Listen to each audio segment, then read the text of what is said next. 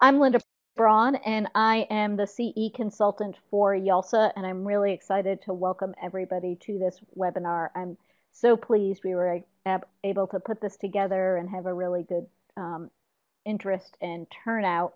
And so just a couple of housekeeping things. Everybody's mic is muted except for me and Ashley and Megan in a moment, but you should feel free to use the chat throughout the session, talking to each other and responding in the chat to things that Ashley is going to be talking about, and also to ask questions.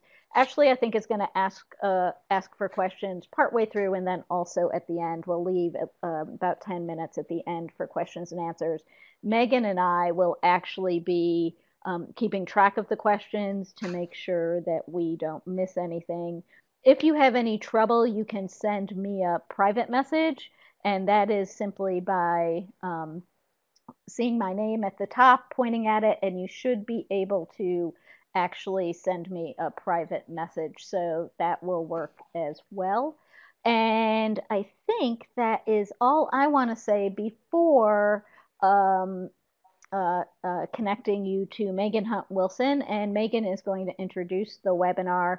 Megan is the convener of YALSA's mental health interest group, which is a fairly new interest group helping library staff working with teens to serve teens with mental health questions and needs successfully. So Megan is actually going to get us started, and then she will turn it over to Ashley.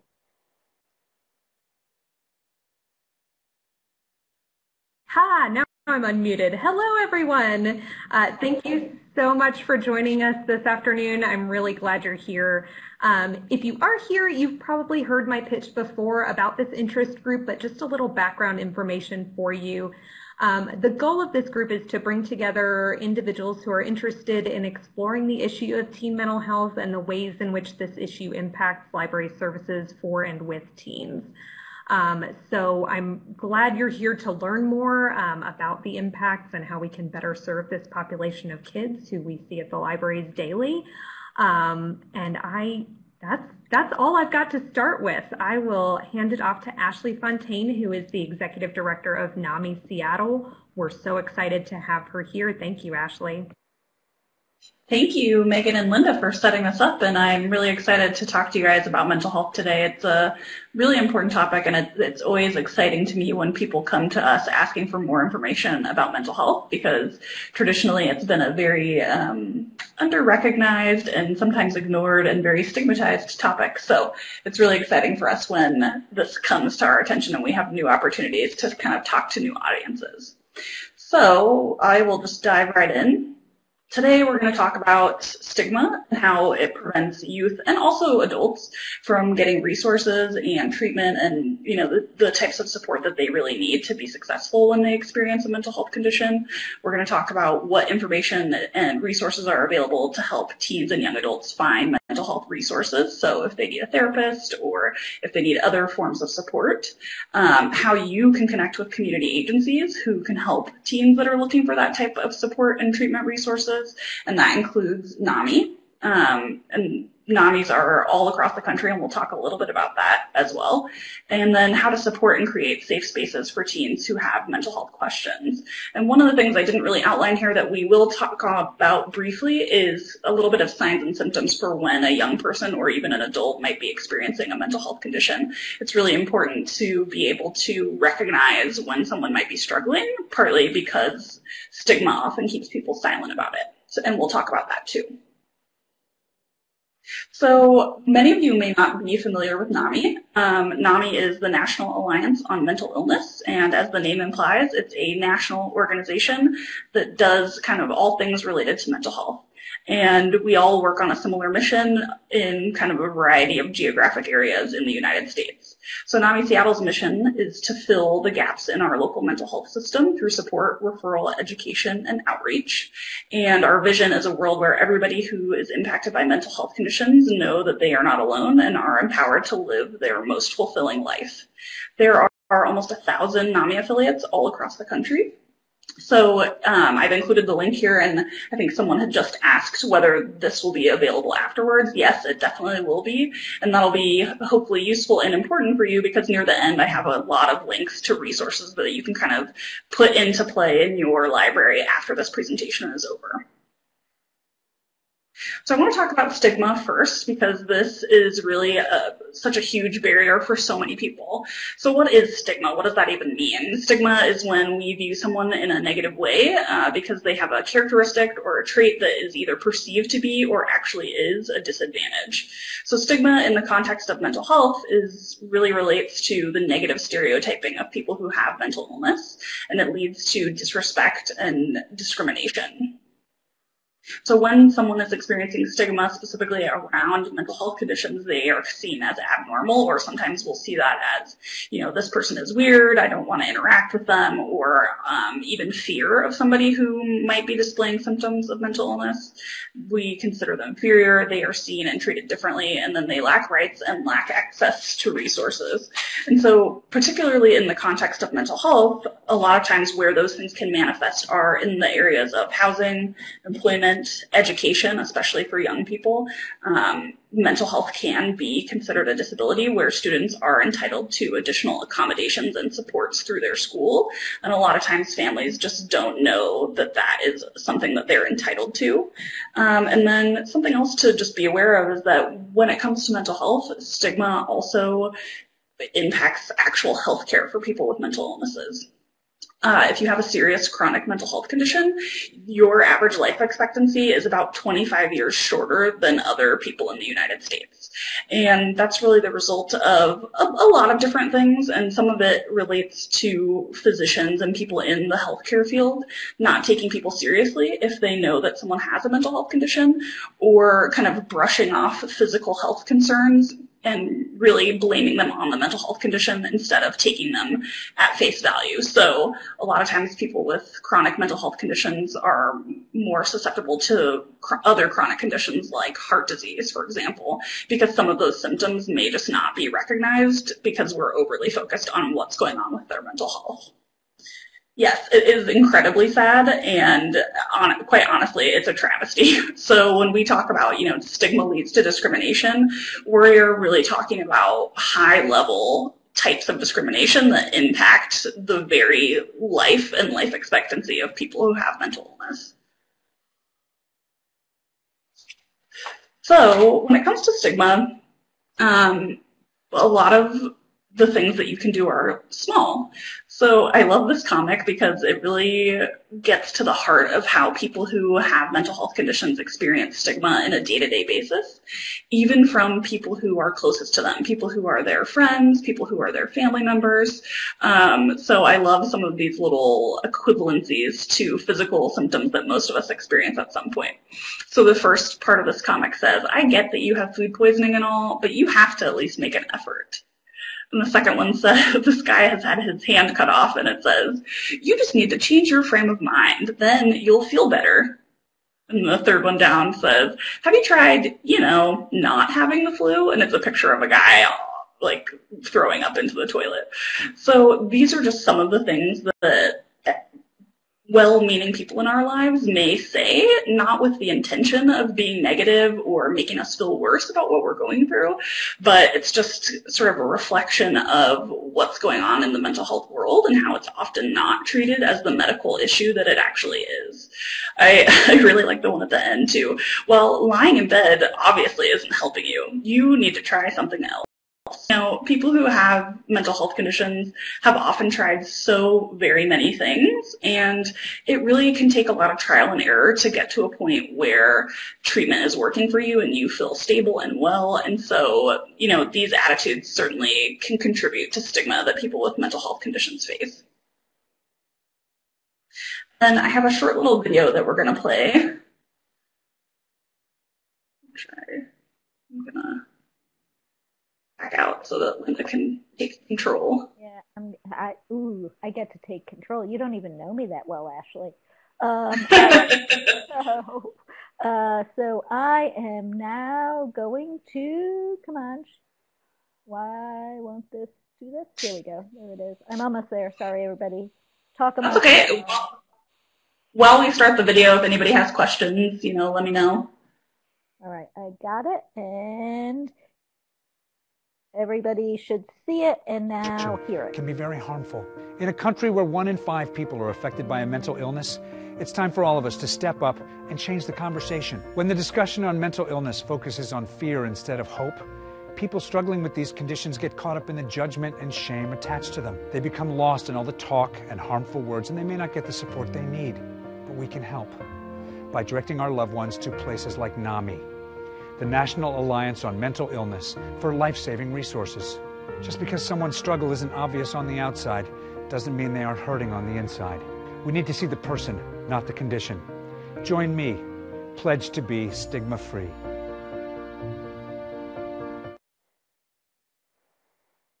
I will give it back to you. Ashley, so you should be set now. Yep. Got it. Almost.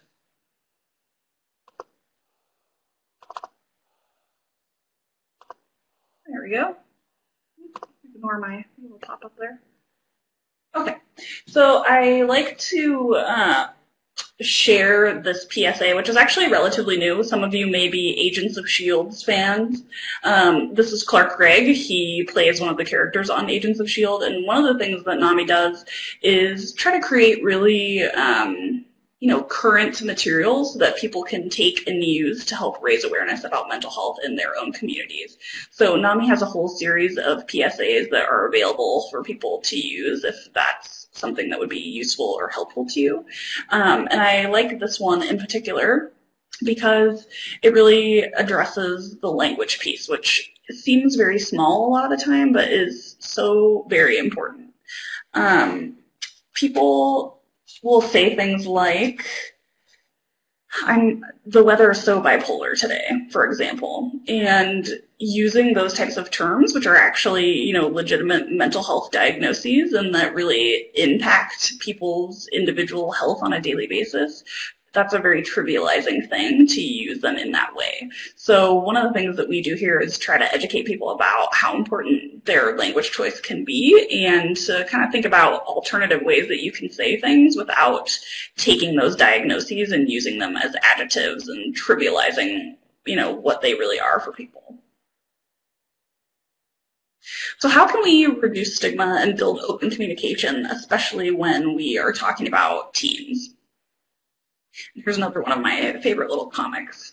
Talking about when we break our bone, everybody gets really excited and wants to have, their classmates sign their cast, for example. When we get stitches, we tell people all about the story of how it happened. And even when we get maybe even really unpleasant things like the flu, we're up, tweeting about how we've been throwing up all night. But then when we are struggling with a mental health condition, we don't say anything. And so this little character just says, hey. So one of the things you can do is talk about it. And that seems, a lot of things we'll talk about seem so simple and kind of small, but the reality is that we have to kind of build this baseline where mental health really becomes part of our vocabulary and part of just one of those natural things that we talk about when we talk about health. Choose your words carefully. That's a little bit what we talked about with the PSA that we had looked at a few minutes ago. Find other ways to say things rather than using adjectives or diagnoses as adjectives. Practice empathy and understanding, and we're going to talk a little bit more about that in a couple minutes. Normalize. This particular link will take you to some statistics. I think a lot of people aren't super familiar with just how widespread mental health conditions are. 1 in 5 adults in the United States actually experience a mental health condition in their lifetime. So it is very prevalent. It is extremely unlikely that anybody in this chat room or anybody that you interact with on a daily basis has gone their entire life without knowing somebody or themselves who has struggled with a mental health issue. And sometimes sharing kind of the scope of mental health with people helps take away some of that mystery and some of that otherizing that can happen. Focus on the positive. I've had people ask me, what do I mean by that in this context? And what I mean by that is, for example, let's say you have an anxiety disorder. Sometimes there can be positive attributes that come with having anxiety. One of them might be over-preparing for things like a presentation, for example. And so it's not that every little component of a mental illness is necessarily negative. It's really the whole together and how it impacts your life. But sometimes there can be small kind of silver linings, so to speak. And then educate others. One of the reasons that we love to do presentations like this is because so much of reducing stigma about mental illness and really getting people to a frame of mind where we treat it like any other medical condition really revolves around educating other people. So I'm going to pause here for a second before we jump into talking about specific mental health conditions and just see if anybody has any questions so far. Any questions? Feel free to put them in the chat as we continue on too, if you have some that have come up. All right, I don't see anybody typing, so I'm going to go on to my next slide. Skipped over my slide. There we go. So one of the things that we get asked often is sort of, well, what does that have to do with me? And I already talked a little bit about just the statistics and how, most people at some point in their life, if not yourself, someone you care about or are friends with, are probably going to experience a mental health condition. So what does this have to do with youth librarians? Well, first of all, suicide is the third leading cause of preventable death for young people from 10 to 24. Sometimes you'll see that number 15 to 24, which is pretty astounding. The fact that that number of young people in our world feel so much pain and despair that suicide seems like the only way to end that pain is really upsetting to know that that's the case. 90% of people who die by suicide have an underlying mental health condition. So on top of those numbers about suicide, the fact that so many of people who die by suicide are living with a mental health condition is kind of astounding. And then stigma is one of the top barriers to getting help. So we talked about some of those stigma things earlier, and you can see here I talk about public stigma. So, stigma when you're at school, stigma when you are in the workplace or, trying to find a job. But there's also this idea of self-stigma. And this is something particularly, I think, in the mental health field, just to call it out, we have a lot of people who join the mental health field because they have a personal connection to mental health, whether they have a mental illness or a mental health diagnosis themselves, or whether they have mental health conditions in their family, and that's sort of what made this a passion of theirs. I think that happens all the time, and so this idea of self-stigma is things like, since I'm in the mental health profession, for example, I shouldn't have a mental health condition because I'm supposed to be an expert on this sort of thing. And this idea of self-stigma is not just limited to people in the mental health field. It's even just, everyday people in the community who aren't part of the mental health profession, having stigmatizing thoughts that have been sort of internalized from the outside. And then mental health issues come up in pop culture and media and are more relevant than ever in fighting stigma. So if you are in touch with at all with some of our kind of current pop stars that young people might be interested in, you may have seen that Demi Lovato actually spoke at the Democratic National Convention earlier this year. She spoke at the NAMI convention last year, and she has been a really outspoken advocate of mental health treatment and making it more accessible for everybody. She has experience with, I believe it's bipolar disorder, and she also had some experience with issues of self-harm. And so having people who can be sort of in the spotlight and are able to talk about their personal experience and really kind of bring it out of the darkness is really important. So having those examples kind of readily accessible for young people is also a great resource, whether that's, a video of Demi Lovato or, some other celebrity talking about their mental health issue. That's another one of those things that can really help normalize it. I think we see those memes sometimes where it's like, oh, this celebrity at the grocery store, they're just like us. I look at the mental health side sort of similarly, where it's like, hey, even these people who have tons of money and other resources and all of these fans who adore them can still struggle with mental health issues.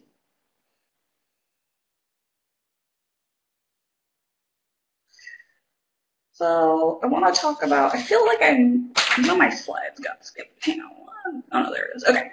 Sorry about that. I want to make sure we're not skipping my diagnosis slide. So in creating safe spaces for teens is all about empathy and non-judgment, physical and psychological safety. So what do I mean by that? Well, empathy is being able to put yourself in someone else's shoes. And it's different from sympathy, where you might be feeling like, oh, that's so sad for you. That's sympathy, right? Like, I feel bad for you. Empathy is much more about being able to put yourself in their shoes. So if someone has depression, to be able to imagine what that might mean for them and what that would feel like for you if you were in the same situation as them. And then when it comes to non-judgment, we will talk a little bit more about some specific ways of communicating with people that can help communicate non-judgment in a little bit. Another great tool, especially for young people, is to make information available in an anonymous way. So sometimes asking for a mental health resource, especially if you're kind of fighting the stigma of mental health, it can be tough to ask for that in a way that, you know, your name or your face is attached to it. So having information that is just kind of laying out either in the library or somewhere else that you are, that someone could pick up very discreetly without necessarily having to identify themselves, is a great way to make sure that things are available for young people and adults without kind of having to worry about the stigma side of it. Create peer connections when you can. So in a library context, you know, that might be something like a book club. Maybe this month it's going to focus on a book about mental health in a young person. And other activities that you might do at your library. So Mental Health Month is a great example of a time to sort of focus on awareness raising. And Mental Health Month is in May. It's been going on in the United States for, I'm not even sure how many years, quite a number of years, several decades at this point. And that's kind of a nice opportunity too, to not necessarily single people out, but to really make it part of the activities that you're available to offer and show that mental health is a priority and it's important. Be open about your own experiences if it comes up. So I think we all know that you don't necessarily want to self-disclose everything just at random. There are times where that's appropriate. And so, for example, you know, if someone came up to you and was looking for resources about anxiety, you know, what could your response be that might be even extra useful to them, rather than just saying, oh, here's a couple of resources. You know, if you have a personal experience with anxiety, that could be, depending on your audience, an appropriate time to say, oh, you know, I've had some experiences with anxiety too. Like, let's chat about that. You know, that doesn't mean you need to tell them every single life story you have about anxiety or depression, but just to kind of, again, normalize that as something that lots of people experience. Acknowledge their fears and worries, and by that I mean they may be a little bit afraid to say, you know, I have been struggling or I have been harming myself. So if it comes up, I think it's safe to say, wow, it's really could be scary to talk to a grown-up about that, and I'm so glad that you brought it up. And then last but not least for this specific slide is don't pretend that you know the answers if you don't. So I think adults and even teens can totally tell when you are telling them a line and it's not actually your area of expertise. And this is one of those things where it's more than safe to say, you know, I don't really know the answer to that, but let's find out about it together. A lot of what NAMI does is really, yes, we are experts in mental health, and a lot of that is through personal experience. But even more than that, we are a place where people can come and say, you know, this is kind of the resource I'm looking for. I don't know the answers. And if we don't know the answers, we are a place that has resources and time to kind of help someone navigate that and help them find the answers. Any questions so far? I see people talking about Kristen Bell, too. I love some of the stuff that she has done recently. A couple people typing, so I'll pause for a second.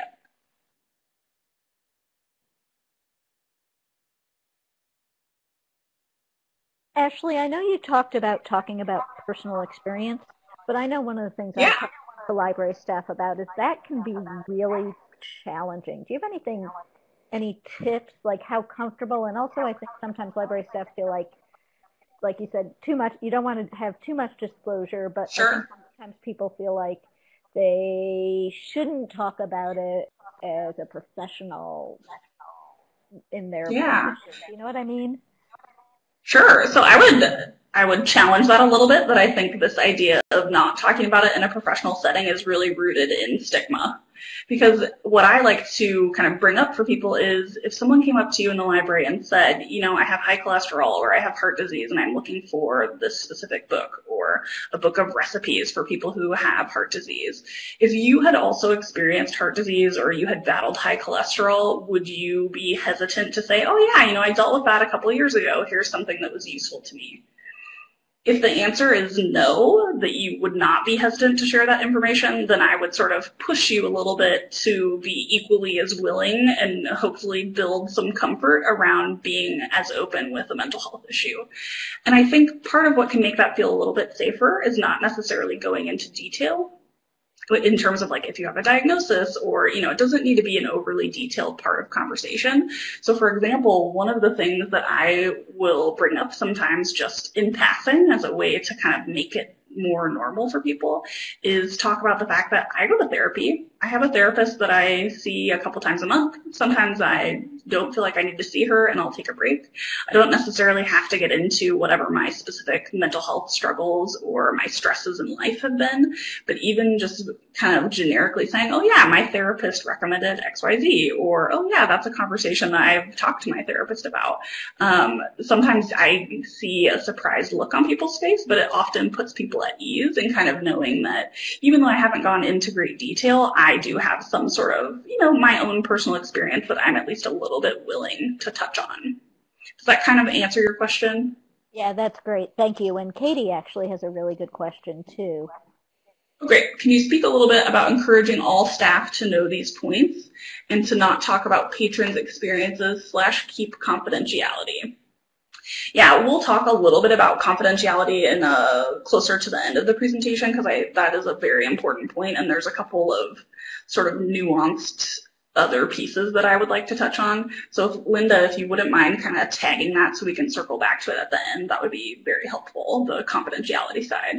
And in terms of encouraging all staff to know these points, I think these are very easy. I mean, I would even say, please feel free to share this presentation with them. It's not always quite as in-depth as actually sitting in a webinar or a real presentation just to have the slides. But I think having these as sort of concrete tips is very helpful. And then later on, you'll see some other concrete tips that I think, you know, please share them widely. They are communication tips that are actually pretty concrete and that are useful for pretty much anybody, not just librarians, not just people who are in mental health. So I'm going to move on to my next slide and then we can come back to the confidentiality piece. So what are mental health conditions? A mental health condition is anything that affects a person's thinking, feeling, or mood.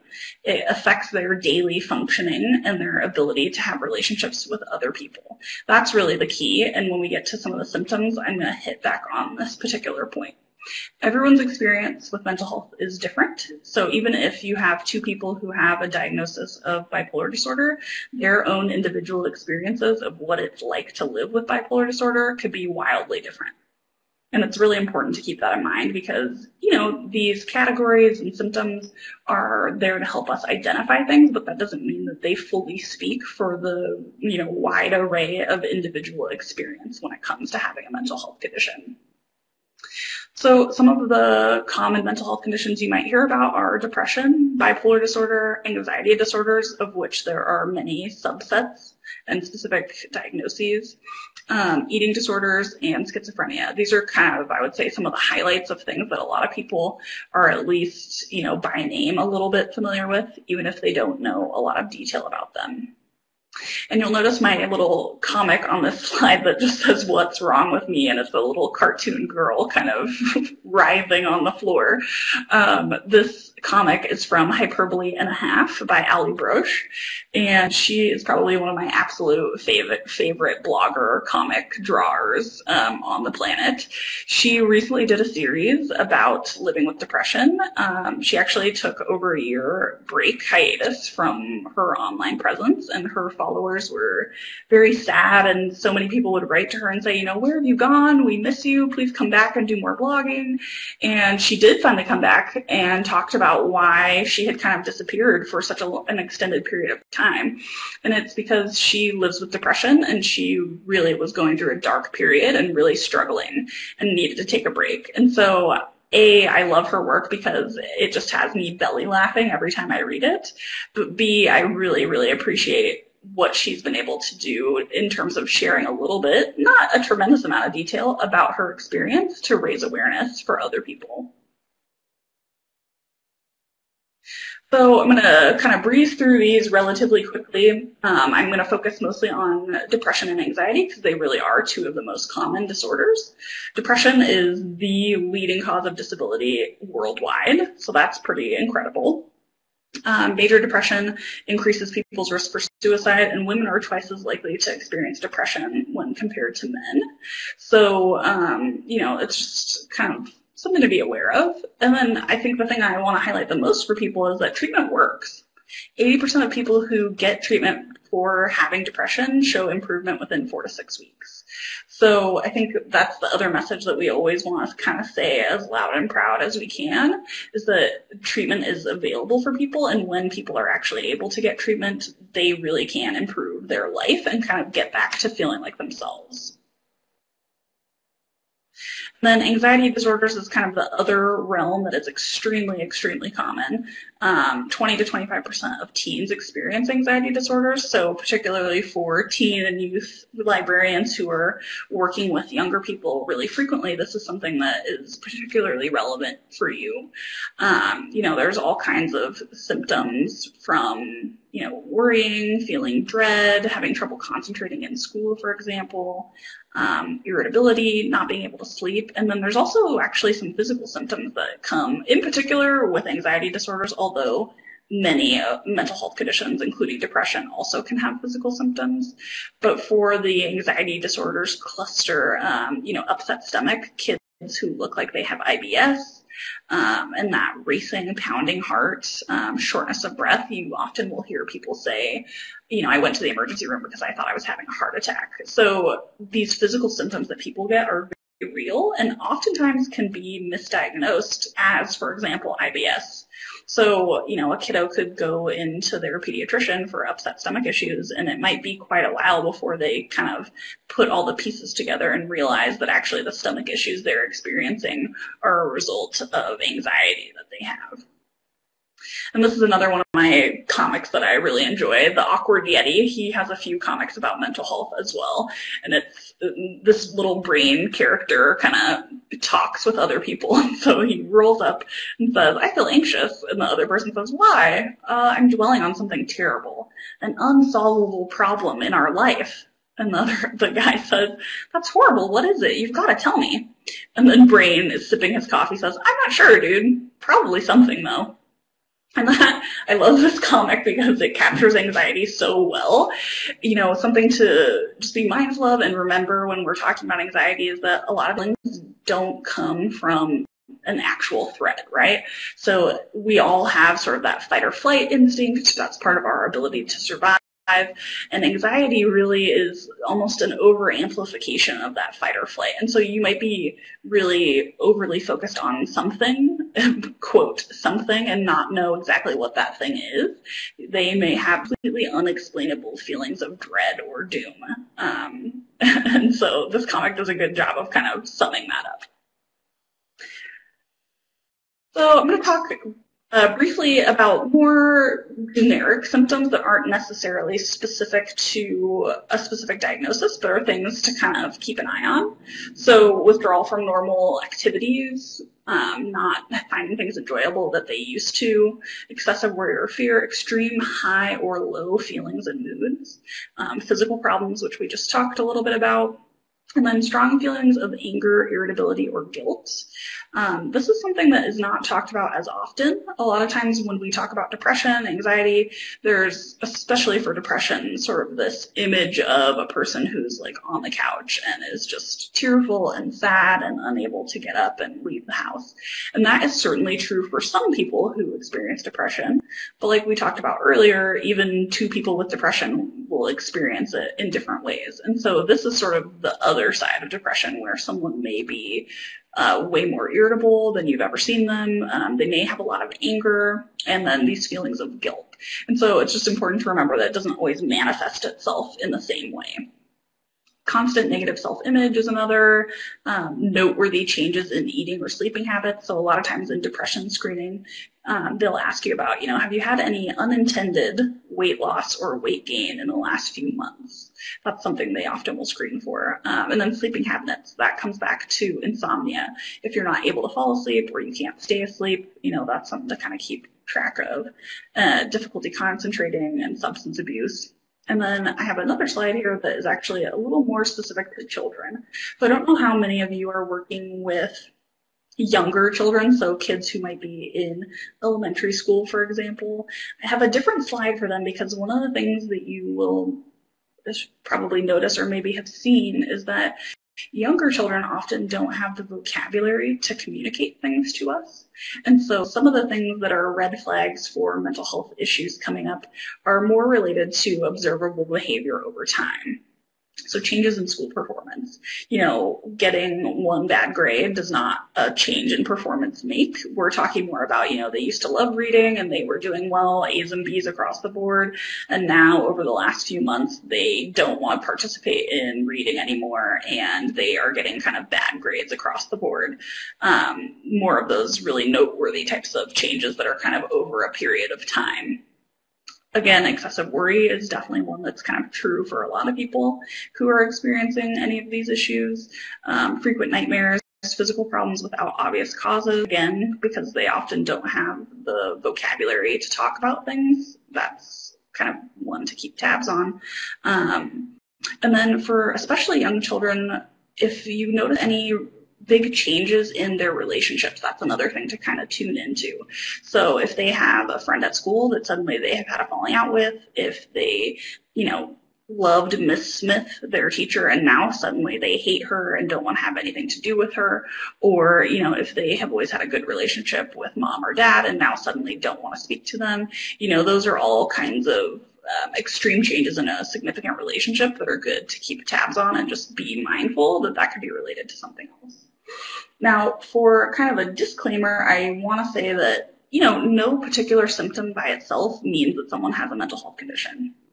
This is what we're really talking about are clusters of multiple things that are impacting somebody's daily life. So making them unable to have relationships, making them unable to participate in school or work or their family life. And that piece of impacting their daily functioning is really a key to knowing, is this something we should be concerned about? Other quick things that are great just to be mindful of, technically in the United States, people are adults when they turn 18, but in real life and biologically, people's brains keep growing through their mid-20s, and now some more recent research actually says that even continues until you turn about 30. So that's pretty incredible. The human brain is an amazing organ that does amazing things. Half of people who have a mental illness develop it before they turn 14, and 75% of all cases of a mental health condition have kind of begun by the time someone turns 24. And so again, that's why this is a great topic for kind of youth librarians, because, a lot of these things are already starting to manifest for people who will experience it. Some states have laws in place so that teens can access mental health care even if their parents don't facilitate it. So Illinois, for example, has a law like that on the books. And that's something, obviously I can't speak to every single state's laws, but it's just something to be mindful of. And if that's something that might be relevant for you to know, good to do a little bit of research on. And you could be a mandated reporter depending on the state that you're in. So it's also a great idea to check your state laws and just know if you are, who to report to. And then this is where I kind of want to touch on the confidentiality piece again. Especially when a young person discloses to you that they have a mental health condition, or, even if they bring up something, maybe not a diagnosis, but more related to self-harm or experiences that they're having at home, it is important to keep those things confidential. But what I want to focus on is sort of this idea of common sense. If someone is in immediate danger, and even if you're not a mandated reporter, it's a really good idea to talk to them about that and say, I'm really concerned about your safety. If someone is making statements about suicidality, so, maybe not even outright saying, you know, I want to end my life, but saying more passive things like, I just don't want to be here anymore. Life is too hard and I feel like I can't go on. We call those sort of more passive suicidal statements. Those are things that are really important to key into, and if you have concern for safety, it is good to talk to whoever your kind of head honcho at your library is about what your procedure is when something like that comes up. And we can talk, if there are additional questions about that, a little bit more at the end. I want to make sure we get through all our slides here. So this is the piece that I mentioned earlier where we're going to talk about actual communication, concrete tips. You know, the column on the left is when someone's experiencing a mental health symptom, they might do any of these things. And then on the right, it talks about more what you need to do to react to them appropriately and to hopefully be helpful in that particular case. So there's a couple I want to focus on that do definitely happen with younger people for sure. Feeling overstimulated is one. And so, you know, you may see someone becoming agitated, which is sort of related to that. If they're in a noisy place where other people are running around, or there's a lot of like loud noises, even lights, TV, you know, kind of that external stimuli.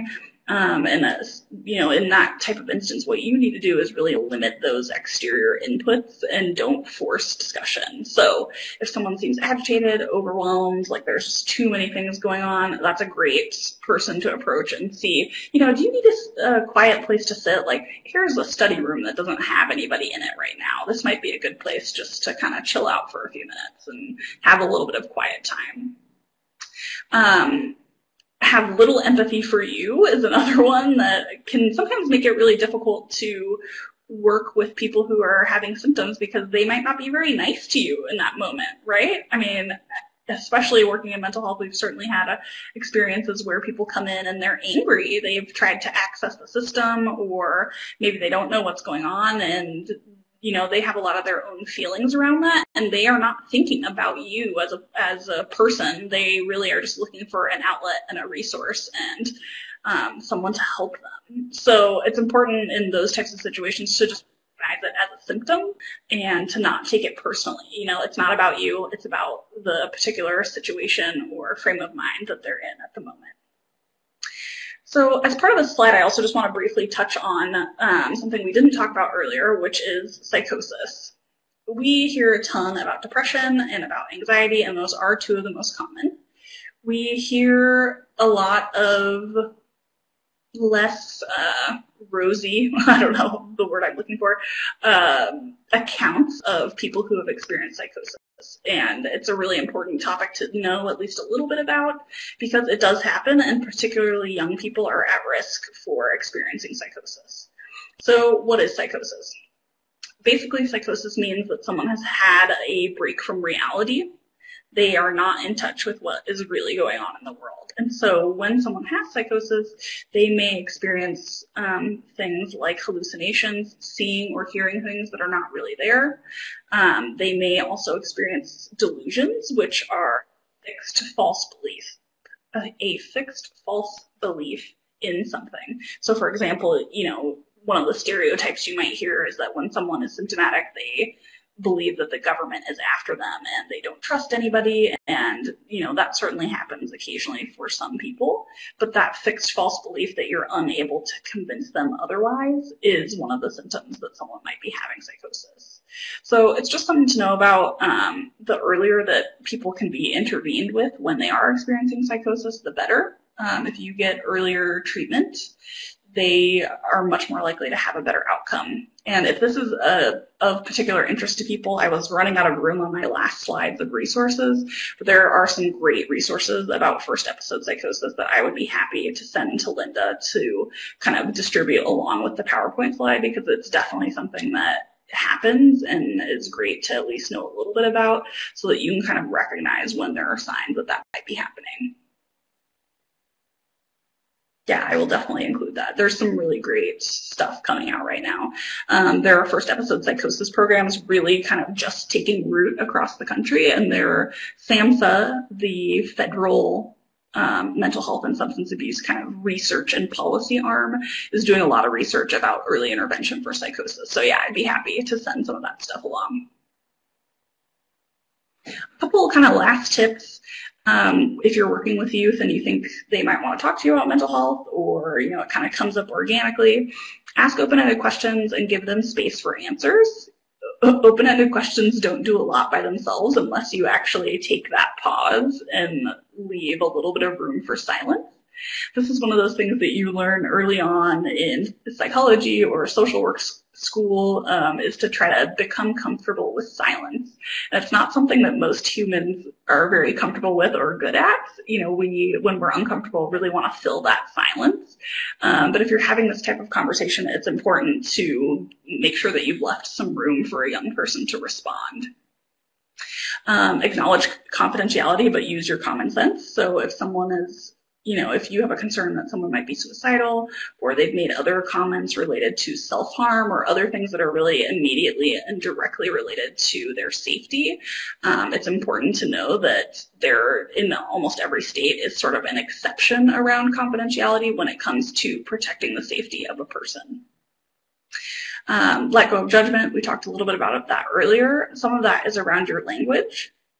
Focus on feelings is the one that I really like to kind of harp on a little bit extra for everybody. So part of the reason I say to focus on feelings is because, number one, especially if someone's agitated or not feeling well, focusing on their feelings makes sure that you are actually getting the message clearly. So, for example, if you're working with someone and they're saying something like, my teacher is failing me on purpose or something like that, you want to focus on the feelings around that. That must feel really terrible to feel like your teacher doesn't like you, for example.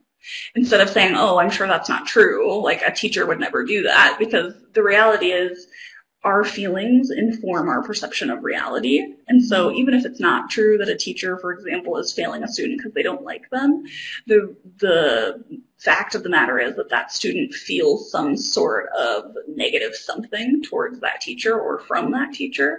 And so it's much easier to focus on the feelings that they are expressing than on the actual, quote unquote facts that may or may not be actually happening in real life. Does that kind of make sense, hopefully, to everybody? And I can certainly answer more questions about that. But focusing on their feelings also gives you the opportunity to let them guide the conversation. We were talking about, leaving room for silence and being uncomfortable when things are quiet. And that's another one of those things that can make that a little bit easier, is if you focus on their feelings, you really can let them guide the conversation and you don't have to sort of fill in those gaps necessarily.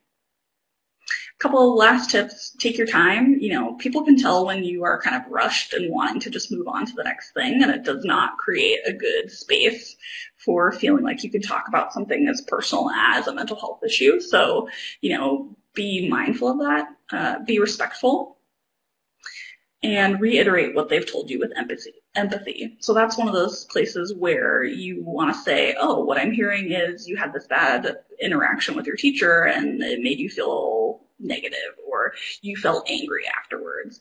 Taking that opportunity to reiterate whatever it is that they have said does two things. Number one, it makes it so that you don't have to think of a great reaction to whatever they've said, because you really are just putting what they said already into your own words to make sure that you understand them. B, it also gives you the chance to make sure that you actually understood what they said, because how many times have we maybe been upset, you go home and talk to your partner about this terrible day that you had, and at the end they say something and you're like, were you even listening to what I said? That's not what happened at all. So by focusing on the feelings and reiterating whatever it is they've said to you, it kind of helps make sure that our communication is clear, and it really gives young people and adults an opportunity to feel like they have been heard, like what they have to say is being valued, and you care about them. That's really one of the biggest pieces when it comes to creating a safe space to talk to youth about this type of stuff, is to be able to demonstrate that you care about their well-being, right? Because not everybody has a grown-up in their life that really kind of demonstrates that type of caring towards them and taking their emotions seriously and things like that. So, if someone comes to you, that's really a great opportunity to go ahead and do that. So now we're going to move into some of the resources at the end, and then we'll have a little bit of time for more questions too. Briefly about NAMI. I mentioned before that there are over 1,000 affiliates across the United States. So pretty much any city that you're in or town that you're in, you probably have a NAMI affiliate somewhere not too far from you. One of the programs that I want to make sure everybody knows about is Ending the Silence. It is really targeted at youth, primarily high school and middle school age youth. It's a relatively new program that's just come out in the last few years. And everything that NAMI does is offered for free, number one, and number two, it's led by peers. So in the example of the Ending the Silence program, we have a lead presenter who talks about signs and symptoms and how to recognize if you or your peers need some help. And then B, we have a young adult who actually comes and shares their story. So near the end of the presentation, for example, we have a young lady, Samantha, who talks about her experience being in high school and having an anxiety disorder. We have another gentleman who talks about his story with bipolar disorder and how he finally got an actual diagnosis.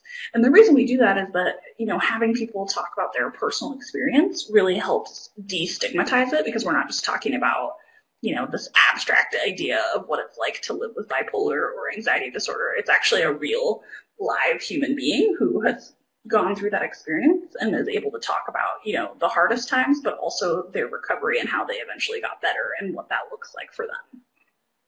Family to Family is similar. It's led by family members. And then In Our Own Voice is also an anti-stigma program where people go out and, again, tell their stories of what it's been like to live with a mental health condition and what they have been successful with in their recovery.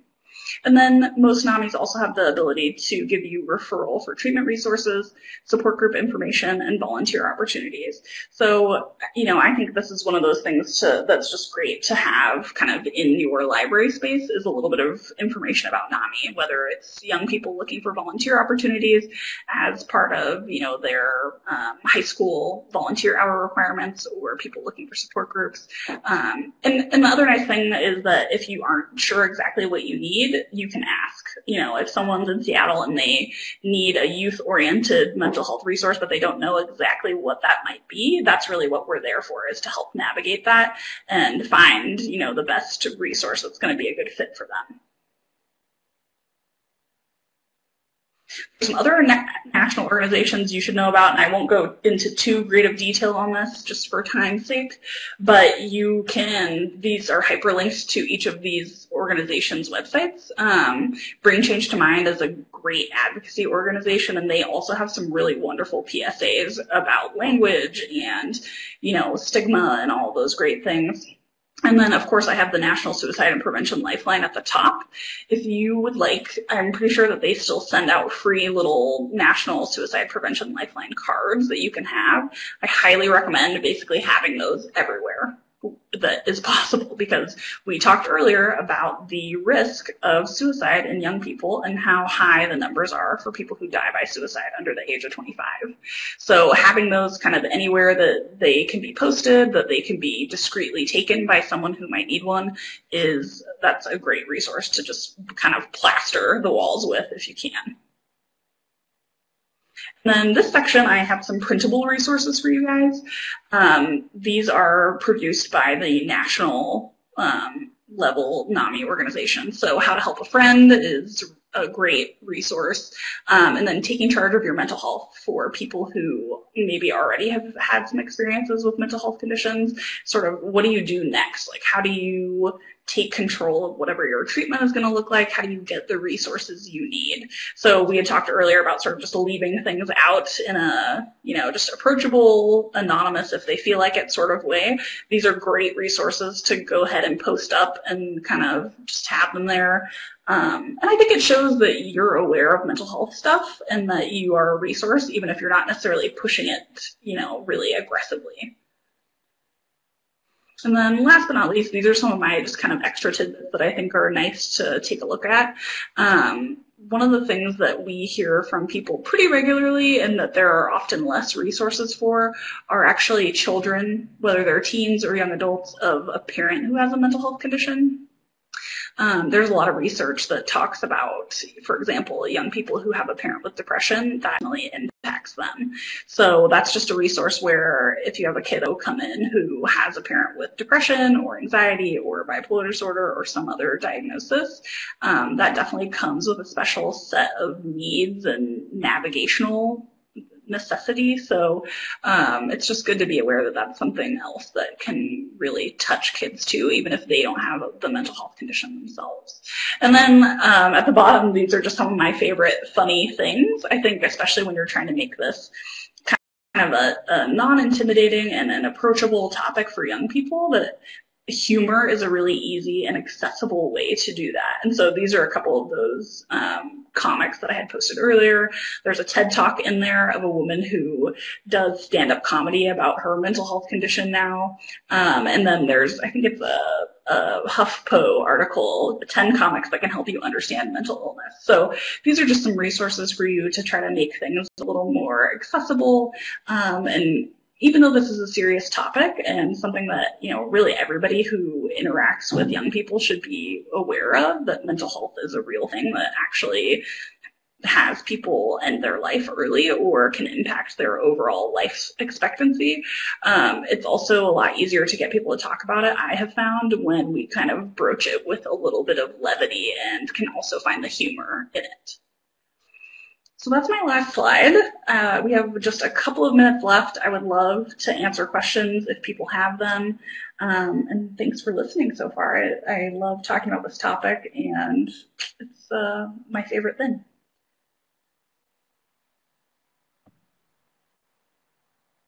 Thank you so much, Ashley. This is Megan again. And while you all are thinking of questions and typing those out, I'm just going to jump in for a couple of minutes, being mindful of everybody's time, with some content that is specific to the reference interactions you have at the desk. So I think it's important to just remind everyone to make your role clear from the outset. So while you can connect teens with the information they need, you are not qualified, nor is it your responsibility to interpret that information or diagnose them or provide medical advice. And I know you know this, but always worth reiterating. And of course, as Ashley mentioned, be neutral, be non-judgmental. While you can empower them to find the information they're looking for or seek the help that they need, again, it's not your role to evaluate their mental health situation. So directing them to the appropriate resource, be it NAMI or local care providers, I think is important. In terms of the stigma we've been speaking so much about, that can keep teens from approaching the desk in the first place. So assume that this is going to happen and be prepared for this. Something I've seen a lot of great examples of are passive displays and passive programs. Print materials just casually being available in your teen areas. These discussions got started with me when I had a big chalkboard up in my teen area. And it was an opportunity for them to kind of write questions on the board and me to respond in a way that was maybe more comfortable for those introverted or nervous teens. And I did have a mental health question crop up there and was able to provide some help, even just that way. So that's something to consider too. If you are looking for a more active way to engage your teens, I've mentioned this before, we've had some book lists around the email group, but there's a lot of YA fiction going around dealing with these issues. So if that serves as a good bridge to talk more openly with your teens at the library about these issues, a book club might be another way to go. Remember that if teens are coming to the desk and asking mental health questions, it's possible they may be asking for themselves, but keep in mind they may be asking for a friend or a family member. Or just because they're curious. So just because they have questions about these issues doesn't necessarily they have a formal diagnosis or even need one. So just try to remain neutral and gather as much information as you can before responding. A couple of things you can do is to help them clear up any terminology or lingo. It was mentioned earlier that things like depression, I feel so depressed today, these are kind of tossed around pretty casually in our society. So maybe it is showing them what a medical dictionary looks like and just showing them how to learn some more appropriate terminology to use. I know the University of Michigan Health Science Library has a great widget online that is a plain language medical dictionary. Sometimes teens are more comfortable looking for info that way rather than walking to the big scary 600s books. So, just helping them become more comfortable and more wise users of the web when looking for this stuff. Medline Plus is another good place, and I'll be emailing these resources out as well. But walking them through the steps to find high quality information is the biggest thing I think we can do to help. Lastly, do remember to take these questions seriously. We are here to provide resources. We're also here to provide connections to the help these teens need. So connecting them with NAMI is a great place to start. There's also a fantastic West Coast nonprofit called Teen Line where kids can text, call, or email for teen-to-teen crisis support, which is backed up by coaching from licensed professionals. I think that's great. Or maybe it's connecting them with local care providers. But, these questions should always have our attention, and we should be as open and supportive as possible when helping teens get the answers they need. I always like to wrap up my reference interviews with a very open question. So rather than dumping all this stuff on them and walking, it may be helpful to end with, what other questions do you have? And that kind of keeps the door open. If they haven't quite found what they need, you can ask questions like that to wrap up. To make sure they leave with the information that they need. I know we are just past 2 o'clock, well, Central Time, but if we have any outstanding questions, if anyone has time to stick around for that, I am certainly open for questions. Yeah, and I'm happy to stick around for a couple extra minutes. And then I just quickly opened this website, which is one of the ones listed called OKToTalk.org, and that is actually a Tumblr page where people can kind of submit their experiences with mental health and have a place to talk about it online, which can also be really appealing to teens who are sort of looking for an outlet but might not be comfortable with anybody kind of in their outside in the real world life. So this is also just a good kind of media-oriented thing to be able to make sure that people know is available for them.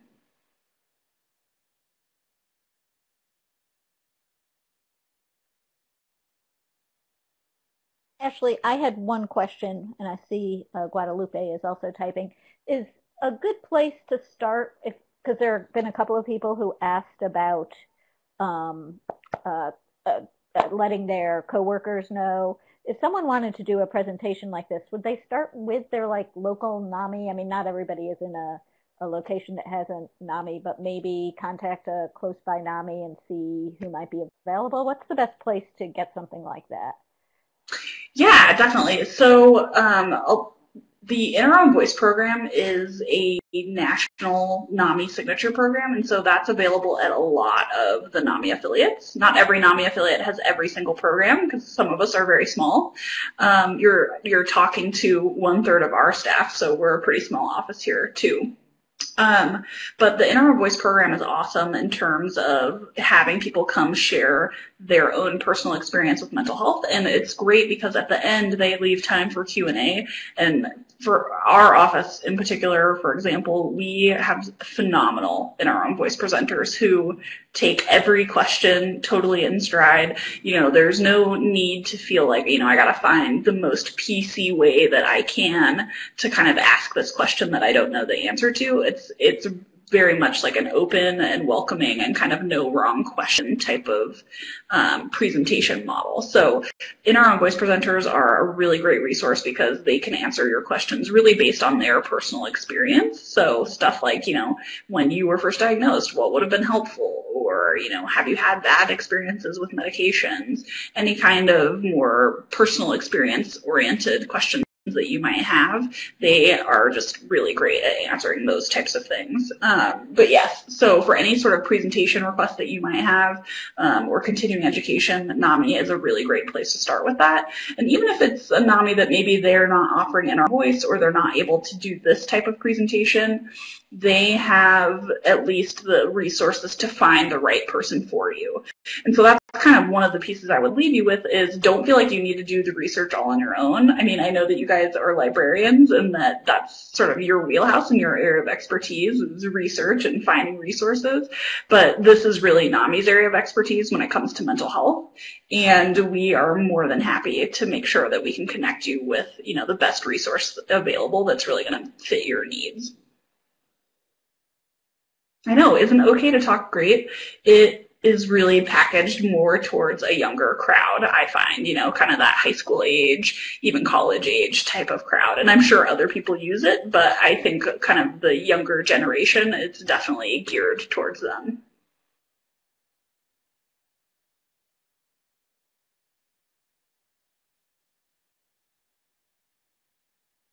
Well, I want to say thank you again, everybody. And if you have questions, my email is also on the slide, so I'm happy to answer things if you think of things later, or you're looking for kind of how do you connect with your specific NAMI. I'm happy to help with that too. Thanks, Ashley. Megan, any last words? Yes, and for anyone who is interested in joining the interest group, I will put my email address here in the chat. Of course, Linda has that information as well. Please reach out. We would be thrilled to engage you in the discussions we have moving forward. Great. Thank you, Ashley, so much. This was amazing. And Megan, thank you for working on this topic with YALSA and also just being I want to say, pusher to me and to also others to get this going. I think it was really definitely worth it, and I'm really happy that we were able to do it. I will send the link to the recording and to the slides later today, as well as a link to an evaluation. And if anybody has any follow-up questions, I think you have everybody's email now, so feel free to get in touch with any of us. Thanks, everybody, and have a really great rest of your day. Bye. Thank you. Bye.